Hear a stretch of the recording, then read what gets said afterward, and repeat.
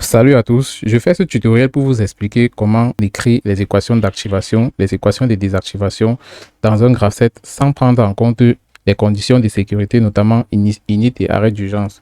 Donc, lorsqu'on n'a pas demandé dans un exercice d'écrire les équations d'activation et de désactivation avec les conditions de sécurité, vous devez les écrire simplement. Et je vais vous montrer comment ça se passe. Donc, ici, on a un exercice d'application. On vous dit soit le graph-set ci-dessous, donnez le tableau des équations d'activation CAXI, des désactivations CDXI, donner les équations des actions, donner le diagramme ladder correspondant. Donc, c'est bien de savoir écrire les équations d'activation et de désactivation. C'est aussi bien de savoir faire leur schéma ladder. OK. Donc, voici un graph set ici. On a deux graph sets. Donc, j'ai pris deux graph sets dans cet exercice pour mieux vous expliquer comment cela fonctionne. Parce que le tutoriel précédent que j'ai fait, c'était également les équations d'activation et de désactivation, mais on avait pris en compte les conditions de sécurité comme arrêt d'urgence, arrêt d'urgence, do et init. Mais cette fois-ci, on n'a pas précisé ça. Donc, voici le graph set 1 et en bas ici, on a le graph set 2. Donc, pour chaque graph set, on doit écrire les conditions d'activation et de désactivation des étapes et on doit aussi écrire les équations des actions. OK. Donc, je commence rapidement par le graph set numéro 1. Permettez-moi de réduire un peu. OK. Donc, pour ce premier graph set, ce graph set a 9 étapes. Donc, on va rapidement commencer par la condition d'activation de l'étape 1. Alors, pour activer l'étape 1, il faut prendre en compte ses étapes précédentes, son étape précédente ou alors ses étapes précédentes. Donc, l'étape qui précède l'étape 1, c'est l'étape 8 et aussi l'étape 9. Parce que ici, on a une convergence en E. Donc, quand on dit qu'on a une convergence en E, ça veut donc dire que pour valider l'étape qui suit, il faut absolument que ces deux étapes-ci soient actives d'abord, avant qu'on valide la réceptivité. Donc, pour activer l'étape 1, il faut que je fasse x8 fois x9 multiplié par la réceptivité que j'ai ici. Et comme la réceptivité que j'ai ici est toujours vraie, c'est-à-dire égale à 1, on aura tout simplement x8 multiplié par x9. Donc, on a x8 multiplié par x9 et ça nous permet d'activer l'étape 1 qui est l'étape initiale de ce graph set. OK. Passons rapidement à l'étape 2. Alors, pour activer l'étape 2, on a tout simplement x1 multiplié par la réceptivité et ça nous permet d'activer l'étape 2. OK. Maintenant, à l'étape 1, j'ai oublié de mettre la condition de désarchivation. La condition qui permet de désactiver une étape, c'est tout simplement son étape qui suit en fait.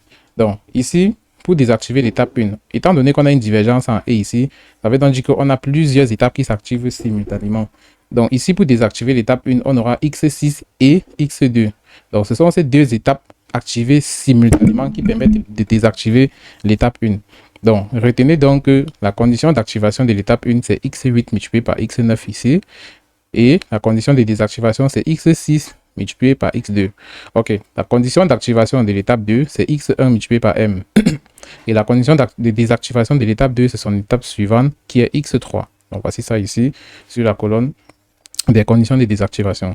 La condition d'activation de l'étape 3, c'est x2 multiplié par la réceptivité qui est B1C1, comme vous le constatez bien. Et la condition de désactivation de l'étape 3, c'est l'étape 4. OK. Donc, retenez bien les explications. Lorsque la flèche remonte vers une étape, on appelle ça une reprise d'étape.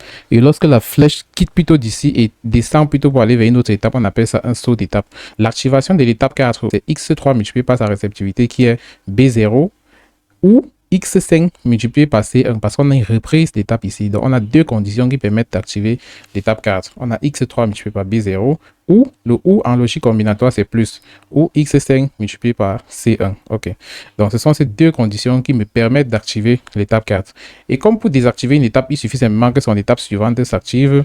On va donc dire que la condition de désactivation de l'étape 4, c'est l'étape 5 ou l'étape 9.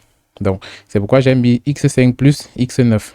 Donc, lorsqu'on met un OU, c'est parce qu'on a une divergence en OU. Mais si j'avais plutôt une divergence en E ici, c'est-à-dire avec deux barres, je devais mettre plutôt x5 fois x9. Donc, retenez bien les différences.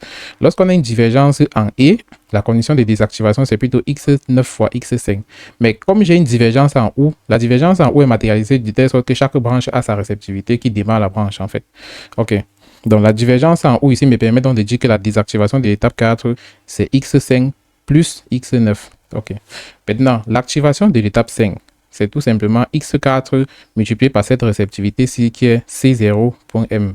Donc ici, j'ai x4 multiplié par C0 multiplié par m qui est la condition d'activation de l'étape 5 et la condition de désactivation de l'étape 5. Étant donné que j'ai une reprise d'étape ici, ça veut donc dire que c'est l'étape 4 qui me permet de désactiver l'étape 5. Donc chaque fois que l'étape 4 est active, si l'étape 5 était active en amont, ça va se désactiver. Donc on continue rapidement et quand on va simuler, vous allez comprendre. Donc, on continue. La condition d'activation de l'étape 6, c'est tout simplement x1 multiplié par m. Et la condition de désactivation de l'étape 6, c'est x7. La condition d'activation de l'étape 7, c'est x6 multiplié par A1. Donc, voici l'étape 7 ici. On a x6 multiplié par A1 et on désactive avec x8 qui est son étape suivante. La condition d'activation de l'étape 8, c'est x7 multiplié par A0 et la condition de désactivation de l'étape 8, c'est l'étape suivante qui est x1. Donc, c'est pourquoi j'ai mis x1 ici. Donc, vous allez voir que l'étape 8 et l'étape 9 ont la même condition de désactivation qui est x1. C'est pourquoi j'ai aussi mis x1 pour l'étape 9 et la condition d'activation de l'étape 9, c'est x4 multiplié par la réceptivité qui est C0M. OK. Donc là, j'ai fini avec les conditions d'activation et de désactivation du graphe 7.1. Je vais donc faire les équations des actions. OK. Lorsqu'on veut faire les équations des actions, on se pose une question. Quelles sont les actions qui se répètent à plusieurs étapes? Donc, ça permet donc de savoir là où on aura un plus. Donc, ici, la seule action qui se répète dans le graphe 7, c'est C+. Donc, c'est C+. À supposer que c'était peut-être une commande de sortie d'un V1, c'est C+. Donc, ici, on voit qu'on a C+, à l'étape 2 et on a C+, à l'étape 5. Donc, je vais donc dire à l'automate que si il arrive que l'étape 2 s'active ou alors que l'étape 5 s'active, alors valide-moi la bobine qui commande C+. Donc, je vais donc dire que C+ est égal à X2 ou X5. C'est pourquoi j'ai mis le plus. Donc, c'est pour donc dire que la sortie ici va s'activer si je suis à X2 ou alors si je suis à X5. Donc, c'est pourquoi on met dans ce plus-ci. J'ai préféré commencer par ceci parce que le reste semble trivial. Donc, là, ici, on regarde les autres étapes. Ici, on voit que on a l'étape 6, 7, 2, 3, 4 et 5 qui ont les actions. Et l'étape 8 et 9 n'ont pas les actions. Donc, lorsque les étapes n'ont pas les actions, on ne gère pas tout simplement. Donc, ici, l'action associée à l'étape 6, c'est tout simplement A plus égal à X6. L'action associée à l'étape 7, c'est A moins égal à X7. Ici, on a B plus égal à X2. Ici, on a B moins égal à X3. Et enfin, on a D moins égal à X4. Donc, pour X4, ici, c'est C moins. Hein, ce n'est pas D moins. Donc, je vais corriger ça tout à l'heure.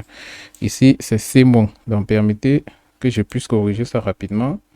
Je vais venir dans Microsoft Word.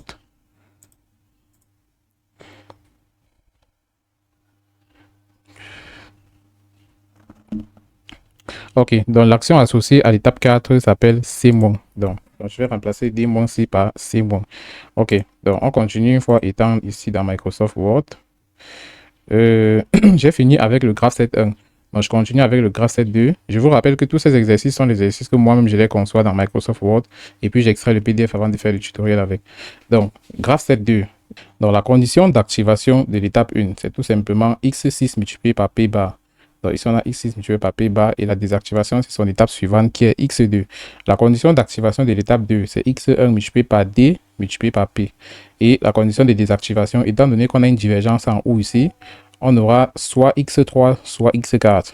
Donc, voici ce que j'appelle le saut d'étape. Donc, le saut d'étape, c'est quand tu quittes, tu traverses une autre étape, tu arrives en bas. Mais la reprise d'étape, c'est lorsque tu quittes du bas pour remonter à une étape qui était en amont. Donc, c'est ça que j'expliquais tout à l'heure sur le graphe 7 qu'on a en haut. Et donc, la condition d'activation de l'étape 2, c'est X1 multiplié par D multiplié par P. Et la condition de désactivation de l'étape 2, c'est soit X3, soit X4. Donc, vous voyez donc ici, on a un saut d'étape. Donc, c'est pourquoi on met le ou. Maintenant, la condition d'activation de l'étape 3, c'est X2 multiplié par M multiplié par B. Et la condition de désactivation, c'est son étape suivante, qui est X4. Donc, on continue. La condition d'activation de l'étape 4, c'est X3 multiplié par H ou, regardez bien, X3 multiplié par H, le ou c'est plus en logique combinatoire, ou X2 multiplié par M multiplié par B bar, parce qu'on a deux réceptivités qui mènent à X4. C'est pour ça qu'on prend également la branche ici. Donc, ce sont ces deux conditions qui permettent d'activer l'étape 4 et la désactivation de l'étape 4, c'est X5 qui prend ça en charge. La condition d'activation de l'étape 5, c'est X4 multiplié par F et la condition de désactivation de l'étape 5, c'est X6. La condition d'activation de l'étape 6, c'est X5 multiplié par H et la condition de désactivation de l'étape 6, c'est son étape suivante qui est X1. OK. Donc, pour l'étape 5, X4 fois F. Pour l'étape 6, X5 fois H et les conditions de désactivation, vous savez déjà que sont les étapes qui suivent. Maintenant, pour les équations des actions, on se pose toujours la même question que précédemment. Quelles sont les actions qui se répètent à plusieurs étapes?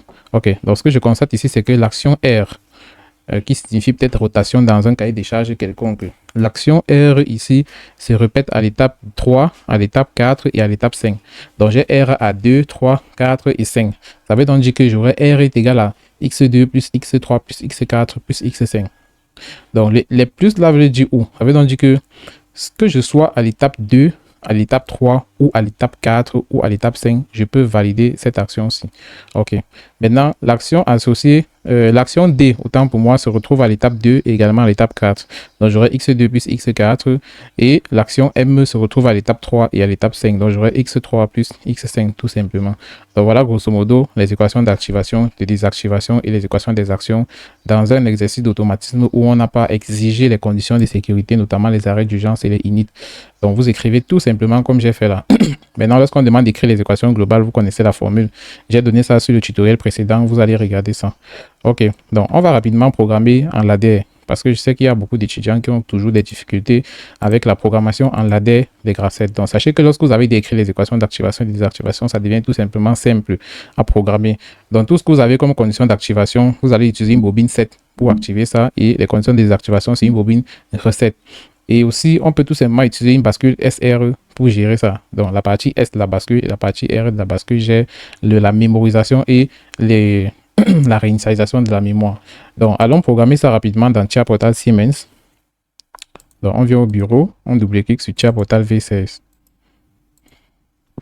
OK, donc ici, on va aller sur créer un nouveau projet. Créer un projet autant pour moi. On va appeler ça tutoriel. Conditions d'activation XI. Conditions des activations XI et équation des actions.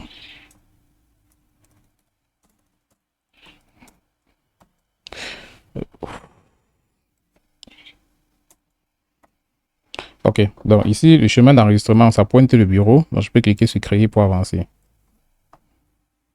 OK, donc à cette étape, on va aller sur configurer un appareil. Ensuite, on passe sur ajouter un appareil. On choisit un CPU. Prenons le même qu'on a l'habitude d'utiliser. L'idée, c'est de programmer rapidement le graphe 7. Donc ici, on prend un CPU 1214 DC, DC, DC. OK, donc à ce niveau, on prend tout simplement la dernière version du CPU. Parce que c'est la dernière version qui est compatible avec PLC. Donc je prends celle-ci, je clique sur ajouter. OK, donc à cette étape, on va aller déclarer les variables. Donc on part dans variable API et on déclare les différentes variables. Ce qu'on va faire, c'est que comme on a deux graphes 7, on va programmer un seul graphe 7 et ça va vous servir d'exemple pour programmer le deuxième. Donc je reviens ici dans mon PDF. Je vais programmer ce premier graphe 7-ci. Donc je préfère faire le premier parce que lui, il inclut les divergences en OU et les divergences en E. La divergence en E ici en haut et les divergences en OU. OK. Par contre, ici, on a tout simplement une divergence en haut. Donc, je pense que celui qui fait déjà ceci peut faire ce qui est en bas. Donc, on va s'appesantir sur le premier graphe 7. Lorsqu'on va programmer ça avec la méthode 7 recette, ça va servir d'exemple pour tous les étudiants pour programmer le deuxième. Et j'attendrai même ceux qui vont m'envoyer ça en commentaire. OK. Donc, je reviens ici dans Tia Portal. Je vais déclarer les variables du premier graphe 7. Donc, ici, je vais double-cliquer deux fois pour ajouter deux tables de variables. La première, c'est la table des entrées. Table des entrées, graphe 7, 1. OK. Ici, j'ai table des sorties.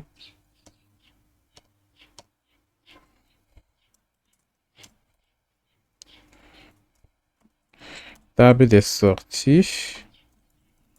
Graphe 7, 2. OK. Donc, je commence par la table des entrées. Au niveau des entrées du graphe 7, 1, qu'est-ce que j'ai? Ici, qu'est-ce que j'ai mis? Ça, c'est table des sorties, graphe 7, 1, autant pour moi. C'est un lapsus. OK.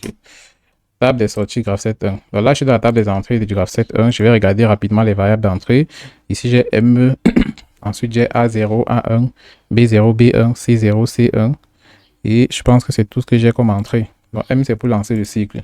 Donc, ici, j'ai M. Ensuite, j'ai A0. Ensuite, j'ai A1. Ensuite, j'ai B0. Ensuite, j'ai B1. Ensuite, j'ai C0. C1. OK. Maintenant, au niveau de la table des sorties, qu'est-ce que j'ai? Pour les sorties, on regarde tout simplement sur les équations des actions. Donc, les sorties sont tout ce qui sont avant, tout ce qu'on a avant égal. Donc, on a A plus A moins B plus B moins C plus C moins. Donc, on a 6 sorties. Donc, je commence rapidement par A plus, A moins, B plus, B moins, C plus, C moins. OK. Donc, toutes ces variables-là seront des variables mémoire. Donc, ici, je vais mettre par exemple les adresses de pourcentage ME. Mettons même M1.2. Ici, on met M1. Ici, on met 2. OK. Parce que ça, c'est la table des sorties. On fait la recopie. Et pour la table des entrées, étant donné que ça commence à M0.0, ça va aller jusqu'à M0.6. OK. Donc, c'est la raison pour laquelle j'ai déclaré ceci à partir de M1.2. Mais je pouvais encore prendre ça à partir de M1.1. OK. Donc, lorsque je prends à partir de M1.1, je peux encore faire la recopie pour modifier l'alignement automatique. OK. Donc, au niveau de la table des variables standards, je ne vais pas déclarer une variable ici. Donc, je vais tout simplement venir dans bloc de programme et double-clic sur main OB1. Je vais ajouter un nouveau bloc, l'OB Startup. L'OB Startup permet d'initialiser le graph7. Donc ici, je regarde tout simplement l'étape initiale de mon graph7 qui s'appelle X1. Et je vais mettre soit une bobine simple, soit une bobine 7 là-bas pour initialiser le graph7. De toute façon, c'est un bloc qui fonctionne avec la technologie du first scanning. Donc il ne s'exécute qu'une seule fois lors de l'évolution du graph7. Donc ici, j'ai X1. OK. Donc X1 ne s'affiche pas, ça veut dire que je n'ai pas encore déclaré les étapes du graph7. Donc je vais rapidement déclarer les étapes du graph7 qui vont de X1 jusqu'à X9. Donc, je viens tout simplement dans cette table des variables que je n'ai rien mis à l'intérieur. J'appelle ça table des étapes. Table des étapes. Et à l'intérieur, je vais tout simplement déclarer de X1 jusqu'à X9. Et ce sont des variables mémoire. Donc, ici, je suis à M2.0 et je fais la recopie. OK, donc je fais la recopie jusqu'à X9. Donc là, je viens de déclarer les variables des étapes. Donc vous voyez que X1 par défaut a déjà pris son adresse que j'ai mis dans la table. OK, donc je ferme la table des variables. Je viens ici dans main OB1. Je vais mettre programmation. Bon, c'est mieux que je mette deux sous-blocs. Je vais mettre deux sous-blocs. Je vais appeler le premier bloc-ci. Moi, je peux appeler ça transition et étape. Transition et étape. OK. Donc, je viens dans FC parce que c'est ici que je vais programmer en leaders. OK. Donc, je vais ajouter le deuxième bloc. C'est ici que je vais programmer les actions du graph7. Donc, si j'appelle ça action graph7. Et je valide sur OK. Donc, lorsqu'on crée déjà deux sous-blocs, la première chose à faire, c'est de les importer dans main OB1. Au risque d'oublier lorsqu'on aura fini et puis qu'on aura lancé la simulation. Parce que c'est main OB1 qui alimente les sous-blocs en énergie. Donc, si on finit de programmer dans les sous-blocs, on n'importe pas les blocs dans main OB1. Ces blocs vont rester sous-alimentés. OK. Donc, je commence par les transitions et étapes. La condition d'activation de l'étape 1. On vient dans la table des équations d'activation et de désactivation. Condition d'activation de l'étape 1, c'est X8 multiplié par X9. Donc, je vais tout simplement prendre une bobine 7 pour activer cette condition-ci. Donc, ici, je prends une bobine 7. Donc, je vais dérouler. Je vais aller sur 7. Vous voyez qu'on a plusieurs types de bobines. BNE, 7, BF, 7, recette, tout ça. Donc, ici, je prends une bobine 7, pardon. OK. Et cette bobine va s'appeler X1. Donc, ici, je prends X1. Et en amont, je vais mettre la condition d'activation. Donc, je prends deux contacts normalement ouverts. Donc, ici, vous allez voir que on a X8 et X9. Donc, je vais mettre X8 et X9 en amont. Ici, je mets également X9. OK. Et ici, je vais mettre recette. La condition de désactivation de l'étape 1. Je viens ici dans le tableau. On me dit que c'est X6 multiplié par X2. Donc, j'ai également deux contacts pour la désactivation et une bobine recette. La désactivation, c'est X6 multiplié par X2. Et ça me permet de désactiver. Désactiver, ça veut dire faire un reset. Donc, de désactiver l'étape 1. OK. Donc, voici l'étape 1 que je viens de programmer ici, X1. OK. Donc là, maintenant, je suis à X2. Et j'ai préféré faire X1 tel que vous voyez là. À X2, maintenant, je vais prendre tout simplement une bascule SR qui va me faciliter la tâche. Donc, avec cette bascule, ça va aller un peu plus vite. Donc, je viens ici dans Opération logique. Je déroule. Au lieu de prendre les bobines 7 ou une bobine recette, je prends tout simplement une bascule SR et je porte, je viens déposer ici. Donc, je mets tout simplement l'étape que je vais activer ici. Par exemple, là, je vais activer l'étape 2. Je mets X2 ici. Donc, ça m'empêche d'écrire X2 7 et X2 recette encore ici. Donc, tout ce que j'ai à faire maintenant, c'est mettre la condition d'activation avant S et la condition de désactivation avant R. Et ça va faire le même job que vous voyez sur le réseau-ci, en fait. Donc, je vais faire ça rapidement. pour activer l'étape 2, j'ai x1 fois m et pour désactiver, j'ai x3. Donc, je viens ici, je prends deux contacts. Donc, ici, j'aurai x1 multiplié par m et au niveau de la désactivation, on prend un contact, on va mettre x3. Donc, vous voyez que c'est tellement plus rapide. Ça m'empêche d'écrire x2 sur une bobine 7 et également x2 sur une bobine recette. Donc, vous voyez que c'est souvent mieux de prendre le chemin le plus court. Donc, avec SR, ça fait le job rapidement. Donc, un programmeur qui passe par SR, il va donner le livrable au client rapidement par rapport à vous qui utilisez S et R. Donc, les deux méthodes sont bonnes, mais il est judicieux d'utiliser la méthode qui va te permettre d'arriver rapidement à ton objectif. Donc, ici, je suis à x3. Je vais faire un copier-coller de ce que j'ai à x2 et je modifie tout simplement ici. Je mets l'étape que je veux mettre sa condition d'activation et désactivation en amont. OK. Donc, condition d'activation de l'étape 3, x2, b1, c1. Donc, ici, j'aurai trois contacts. Donc, ici, j'ai x2, ensuite b1, ensuite c1. Et la désactivation, c'est x4. OK. Maintenant, la condition d'activation de l'étape 4, x3b0 plus x5c1. Donc, quand on dit plus, ça veut dire qu'on aura un contact en parallèle. Donc, je viens ici, je mets x4, je fais un copier-coller. Donc, comme on m'a dit qu'il y a un plus, je mets déjà un contact en parallèle et ici, je viens fermer la branche. OK. Donc, condition d'activation de l'étape 4, x3b0 plus x5c1. Donc, ici, j'ai x3b0 plus x5 multiplié par c1. OK. Et la condition de désactivation de l'étape 4, c'est x5 plus x9. Donc, j'aurai également un autre contact en parallèle ici. Donc, quand on dit il y a plus, sachez que c'est en parallèle. Parce que c'est soit ça, soit ceci. Donc, tu peux prendre la voie-ci pour arriver ici ou la voie-ci pour arriver ici. OK. Donc, on a dit x5 plus x9. OK. Donc, ici, je mets x5 et ici, je mets x9. OK. Donc là, je viens de finir avec l'étape 4. N'oubliez jamais de mettre le numéro de l'étape en question ici au-dessus de la bascule SR. Donc ici, j'ai x4, ici, j'ai x3, ici, j'ai x2. Je continue. Ici, je vais écrire les équations d'activation et désactivation de l'étape 5. Donc, ici, à l'étape 5, je fais également un copier-coller. Je regarde mon tableau. Condition d'activation, x4 fois c0 fois m. Donc ici, j'ai x4 multiplié par C0. On a dit fois M, donc je laisse une fois le contact ici. J'ajoute tout simplement un contact pour C0. OK. Et ici, ça me permet d'activer l'étape 5. Et la désactivation de l'étape 5, c'est X4. OK. Donc, je continue. Ici, qu'est-ce que j'ai? J'ai X6.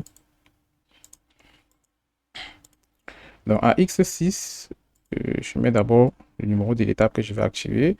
Je fais un CTRL V. Ici, je mets l'étape en question qui est x6. Je regarde mon tableau. Condition d'activation de x6 c'est x1 multiplié par m.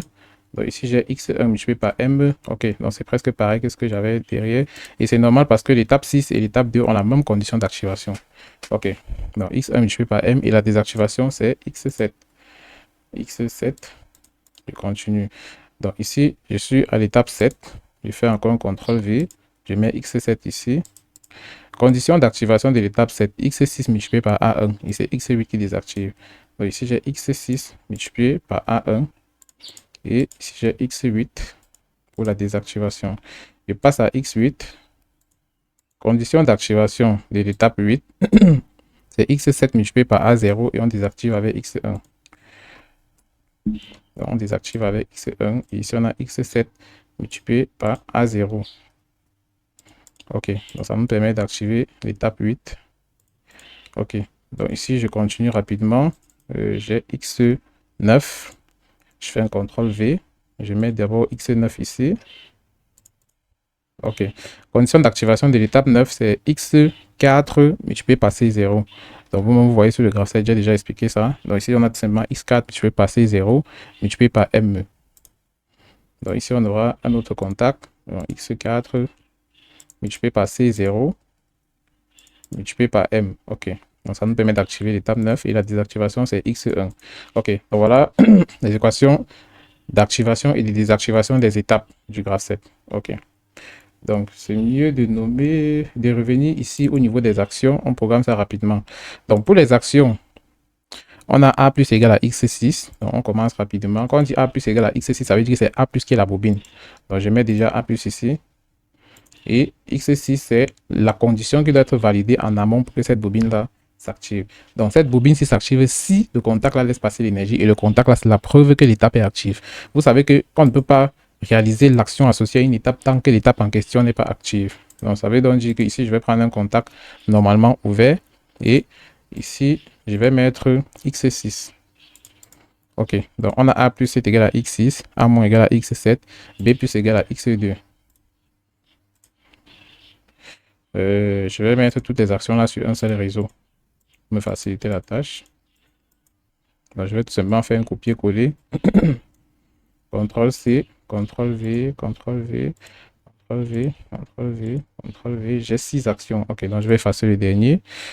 OK, donc j'ai A plus égal à X6. Ensuite, j'ai A moins égal à X7.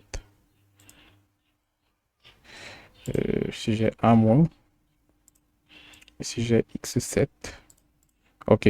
Ensuite, qu'est-ce que j'ai? B plus égal à X2, B moins égal à X3. Donc, ici j'ai X2, X3.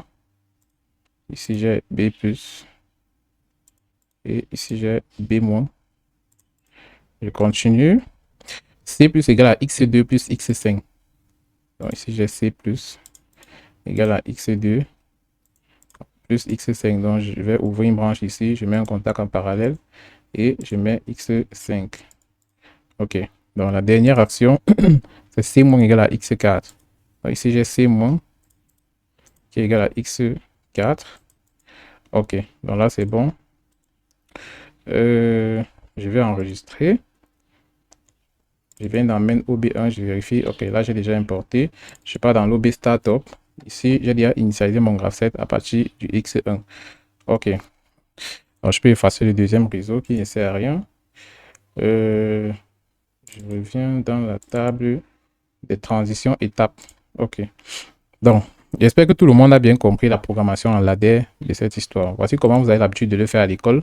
Mais dans le logiciel, il faut trouver le moyen le plus facile. C'est pourquoi j'ai utilisé un SR, donc une bascule 7 recettes.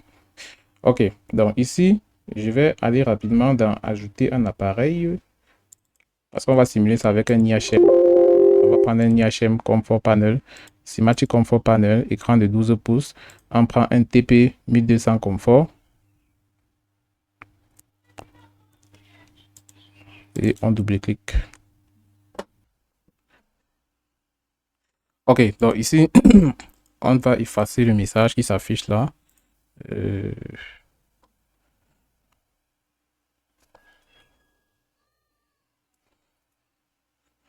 OK, donc on va prendre l'outil image et on va importer notre graph7.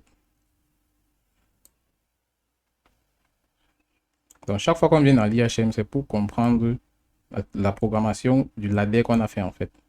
Tout comme on peut rapidement le simuler là-bas et observer les contacts, mais j'aime souvent le faire avec l'IHM pour que ça soit beaucoup plus visible.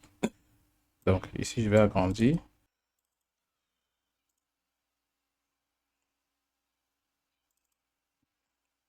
OK, donc voilà mon graph7 déjà importé. Je vais rapidement mettre les numéros des étapes. OK, ici, je pense que je n'ai plus besoin d'agrandir le graph7. Je peux laisser ça comme ceci. Ici, je vais mettre les numéros des étapes.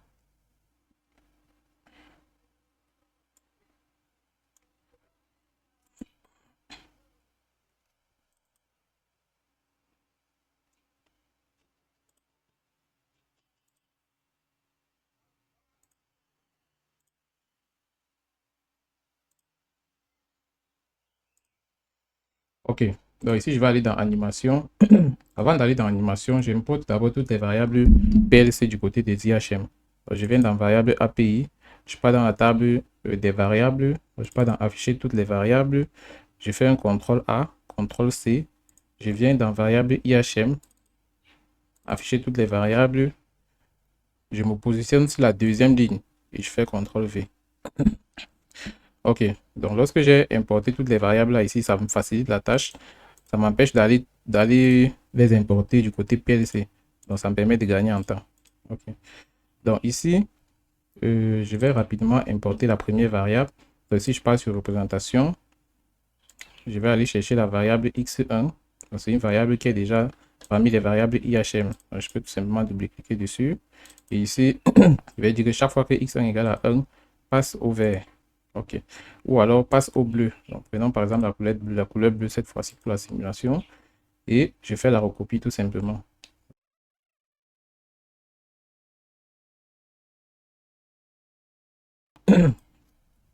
Donc là, je suis à l'étape 2. Ici, je vais tout simplement remplacer x1 par x2. OK. Ensuite, je vais mettre x3 ici.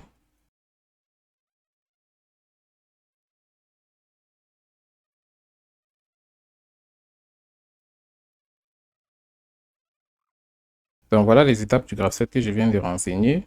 Et pour les actions, on va mettre les rectangles ici pour les différentes réceptivités. Donc ici, je prends l'outil rectangle, je viens le mettre comme ceci.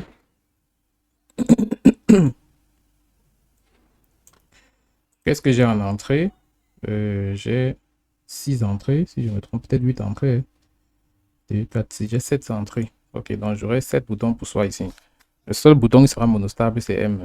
Donc je prends M, je le mets comme ceci. Et je le configure comme un monostable. Ici, je pars dans événement, presser, c'est mise à 1 du bit. Et relâcher, c'est mise à 0. Remise à 0 du bit qui s'appelle RAZ. Donc ici, c'est M. Et également ici, c'est M. OK. Donc je viens dans animation. Avant de venir dans animation, je viens ici, je mets une couleur pour le bouton. Par exemple, cette couleur-ci. OK. Maintenant, au niveau de la taille, je passe par exemple à 25, à 29. OK. Dans taille 29, je viens dans animation, représentation. Il va dire que chaque fois qu'on doit te donner l'impulsion, toi, la variable M, ta couleur de fond va devenir verte. OK. Maintenant, ici, je vais prendre un autre bouton. Donc, je ne peux pas prendre le même bouton parce que ça n'a pas la même fonction que les autres.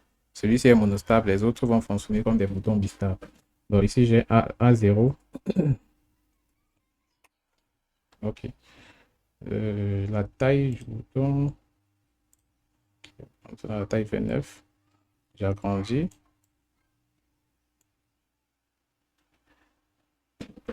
OK. Pour la couleur du bouton, je vais également prendre la même couleur que celle du bouton M. Je mets ça à plein. Je prends la même couleur. Je viens dans animation, représentation. Ici, je prends A0. Et ici, je mets la couleur verte.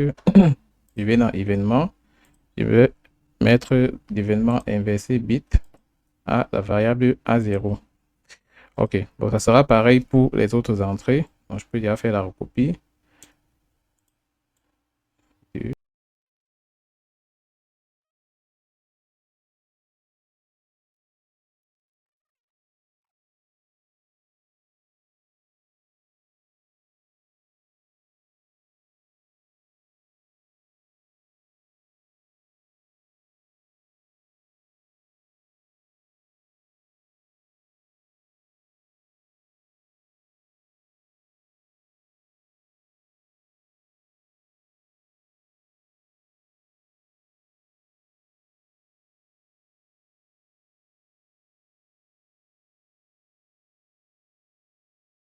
Donc, ici, j'ai nommé ça les entrées du graphe 7. Donc, je vais ici augmenter la taille. Je mets par exemple à 25. Je vais remonter à 29. OK. Donc, ici, j'ai les différentes entrées du graphe 7. Je vais essayer d'aligner ça comme je peux. Donc, je sélectionne les deux. Je fais l'outil centré, l'alignement vertical. Je descends légèrement avec. Je sais pas, je vais leur donner peut-être une couleur de fond. Je sais pas, dans propriété, motif de remplissage plein. Et je vais leur donner par exemple la couleur jaune. Ok, donc voilà les entrées du graphe 7. Je vais également copier tout ça pour faire les sorties. Donc, je vais faire CTRL-C, CTRL-V. Je déplace ça comme ceci. Je viens positionner ici. Je vais prendre un autre rectangle qui est toujours un rectangle blanc. Donc, je vais faire la recopie de ce que j'ai déjà en haut. Je viens positionner ça comme ceci.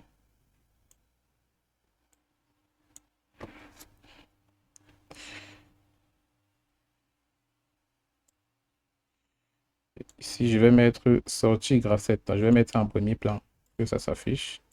Je mets également le deuxième en premier plan. Donc, ici, ce sont les actions.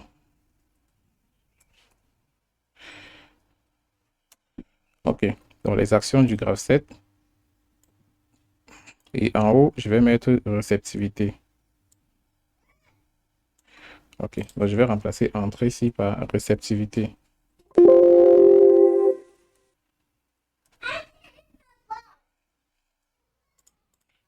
Ok, donc je vais essayer de l'aligner comme ceci. Je vais réduire sa taille à 25. L'idée, c'est qu'il puisse entrer dans le cadre. Celui-ci également doit rester à 25 pour rester uniforme. Donc ici, je fais l'alignement vertical. Et ici, je fais également l'alignement vertical des deux. Ok. Donc, on va mettre les différentes actions du graphe 7 ici rapidement. Pour les actions, on va prendre les rectangles. Donc, qu'est-ce qu'on a comme action? On a A plus A moins B plus B moins C plus C moins. Ok, donc on a 6 actions. Donc, je vais mettre 6 rectangles ici. Donc, je vais mettre 2 en haut et 4 en bas. Donc, ce sont des rectangles. Je vais mettre par exemple quelle couleur? Comme les rectangles blancs. Et on augmente l'épaisseur des bordures. On met ça même à 3. Ok. Ici, je vais appeler ça A+. Donc, je viens dans propriété. Je viens dans animation, représentation. Ici, je mets A+. Donc là, c'est A- que j'ai mis. Si je vais mettre A+. Et je vais dire que chaque fois que l'action là sera en train de se réaliser, la couleur de forme du rectangle ici va devenir vert ou alors orange. Mettons la couleur orange et on va préciser que ça doit clignoter. Donc c'est pour ça que je viens dans clignotement, je mets 8. Ok. Donc ici, je vais mettre un texte en haut. Le texte, c'est le numéro, c'est le nom qui est associé à l'action en question. Donc chaque fois que l'action A+ se réalise, le rectangle ici va clignoter la couleur orange. Donc ici, je vais par exemple prendre l'outil texte. Je viens mettre comme ceci. J'appelle ça A+. Et je vais le positionner en haut du rectangle. Ok. Donc, je vais mettre la taille par exemple à 21.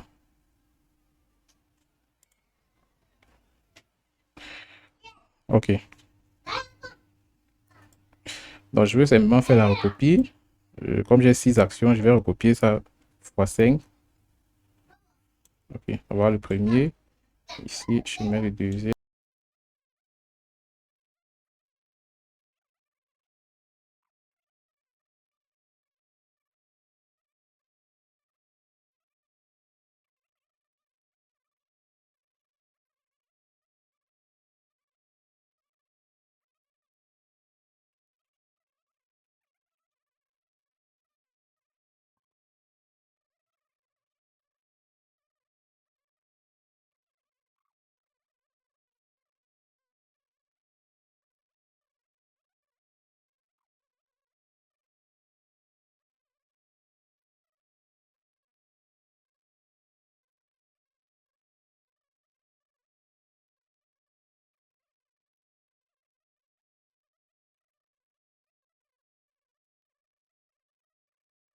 Donc voilà l'IHM pour la simulation de notre graphe 7 ainsi réalisé. Donc ceux qui n'ont pas l'habitude de bien faire les IHM là, il faut déjà vous habituer parce que ça fera partie de votre quotidien en fait. Ok. Donc là, je vais enregistrer. Je viens dans la partie PLC. Je lance la simulation. Donc, étant donné que l'interface réseau de notre PLC SIM s'appelle X1, on va sélectionner directement cet emplacement et on va lancer la recherche. Ok, donc ici, je vais cliquer sur charger.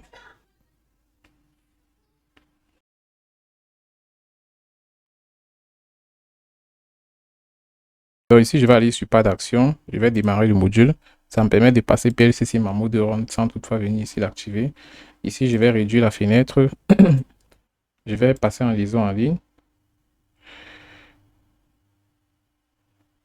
Je vais aller dans transition et étape. Ici, j'active la visualisation du code lors de la simulation. OK.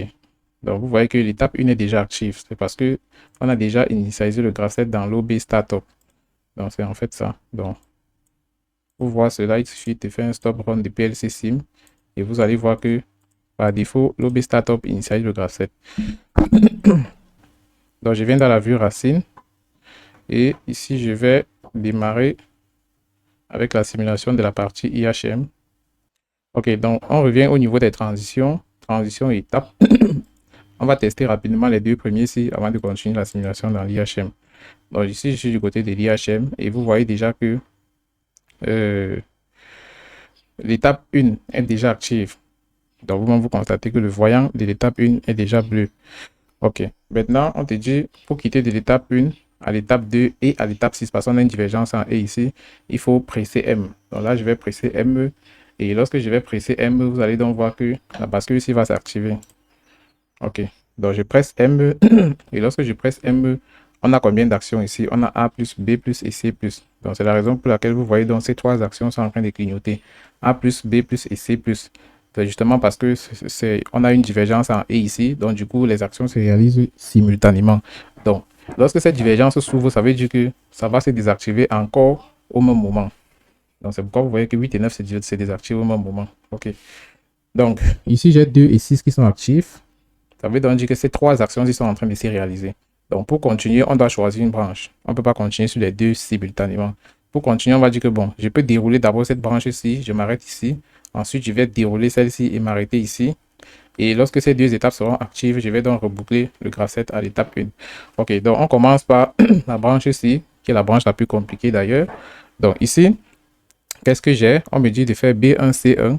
Donc, si je fais B1 multiplié par C1, donc B1, lorsque je fais B1, vous pouvez voir ça directement ici sur le graph7. Lorsqu'on clique sur lorsqu'un capteur se presse, vous voyez que ça laisse passer l'énergie. Ici, si je presse C1, ça laisse également passer l'énergie. Et vous voyez que cette bascule-ci, c'est directement alimenté en fait. Donc, c'est un peu ça. Ça permet donc d'activer l'étape 3. Donc, je suis quitté donc de 2 à 3. Donc, vous voyez qu'avec la bascule 7 recette, ça obéit normalement aux conditions du graph7 qui stipule que l'activation de l'étape suivante entraîne la désactivation de l'étape précédente. Donc, c'est pourquoi lorsque je quitte de 2 à 3, l'étape 2 se désactive pour laisser la place à l'étape 3. OK. Donc, ici, je peux donc continuer le travail. Je suis à l'étape 3. Je vais faire B0 pour passer à l'étape 4. Ça veut donc dire que ces deux capteurs-ci ne me servent plus. Je peux donc faire B0 et je passe à l'étape 4. L'étape 4 est conditionnée par l'action CMON. Donc, vous voyez que juste ici, A plus I est toujours actif. Parce que je n'ai pas encore bougé de l'étape 6. Donc, l'étape 6 il reste actif pendant que je déroule celui-ci. OK. Donc, l'activation de l'étape 4, c'est soit X3B0, soit X5 multiplié par C1. Mais au départ, je ne peux pas faire directement X5 multiplié par C1 parce que l'étape 5 n'est pas encore activée. Donc, le seul choix que j'ai, c'est X3 multiplié par B0. C'est pourquoi j'ai cliqué sur B0. Donc, ici, je vais faire C0 et ici, j'ai M. OK. Donc, lorsque je fais C0 et M, ça me permet directement de passer à l'étape 9. À ce niveau, on a l'étape 6. Donc, ici, à l'étape 6, pour passer à l'étape 7, il faut faire A1. Ici, je vais faire A1, je passe à 7. Ensuite, il faut faire A0 pour passer à 8. OK. Donc, 8, c'est activé. Et comme 8 et 9 sont activés, la réceptivité, c'est égal à 1. Donc, il n'y a aucun contact qui nous permet de passer de ces deux étapes à 1. C'est pourquoi c'est directement passé une fois. Parce que ça va vérifier qu'on a égal à 1 ici, c'est-à-dire toujours vrai. OK. Donc, voilà comment le graph7 fonctionne en fait.